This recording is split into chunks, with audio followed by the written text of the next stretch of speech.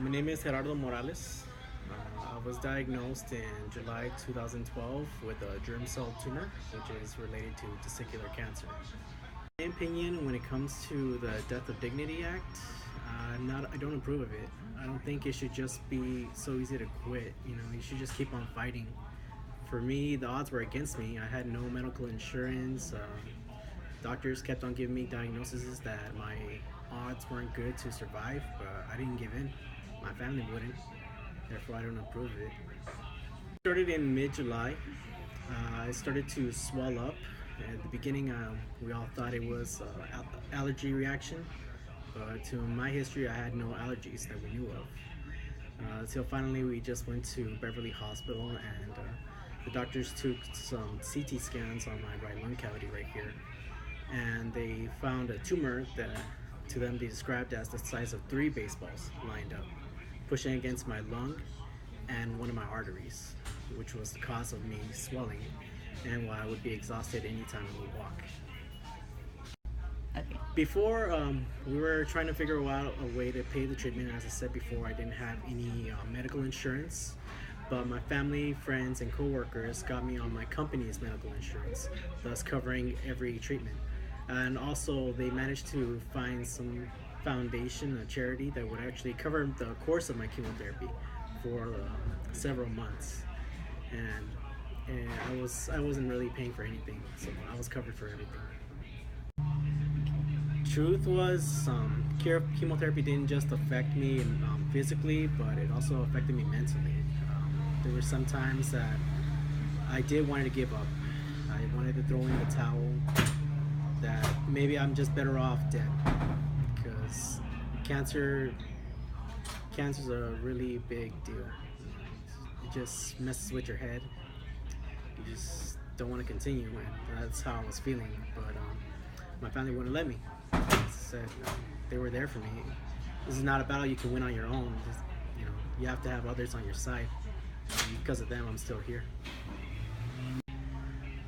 Well, the effect that cancer has had with me, it has changed my perspective on things. Before, I was just starting in Rio Hondo College, just not being serious with it, just taking pure courses that were not even related to my major or even related to general ed. But ever since I had it, I saw that like life isn't forever, and it can be taken away from you just like that. Something can happen to you, and you can't even be ready for it. So since then, I've been living my life. I've been going out there, taking things more serious. I graduated from Rio Hondo in 2014 with an AA in Administration of Justice, and currently I'm actually in the LAPD. No, I'm sorry, the Los Angeles County Sheriff's Department. And in this moment, I'm still trying to get hired as a police officer. My first thought, words couldn't describe. I mean, even before the appointment, I was just having negative thoughts that, what if it comes back? What if it didn't work? What if it's just sitting there and they got to do something else that won't work also? But the moment the doctor told me that I was cleared, there was no traces of the tumor, I was speechless. So I just stood up, I hugged my mother, I broke down crying the moment I did, when I also found out that I was diagnosed with cancer. Um, the illness has affected me, just caring more about life. I don't even think about death, and when I see people just sitting around wasting their life, I try to encourage them to do more with it. Even if they don't see that they have potential, I try to tell them that you do have the potential. Even if the odds are against you, give it a try. Don't just sit around doing nothing, because it can be taken away from you like that. There are things that you can't be ready for, but there are things that you should try and do. Make something of your life. Don't just waste it. Hi, my name is Ana Villarreal. I'm 48 years old. In 2008, I was diagnosed with three-stage colon cancer, which I had a surgery that same year, and I had 9 months of chemo. The the time that I learned that I had cancer was just going to a doctor random as a check for having another baby. Once I was trying to get pregnant again, I was told that I had three-stage colon cancer. During the treatment, I was sad because I was depending on other people for help.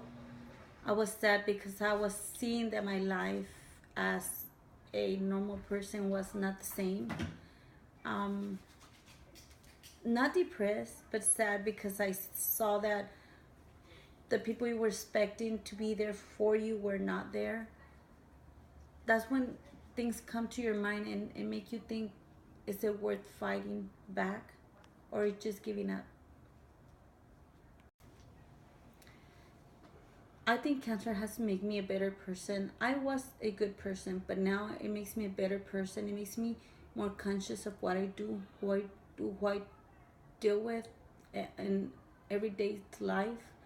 And cancer has made me think that every day is special and that every day is one day of God letting me live to help others or at least to survive on this rough life.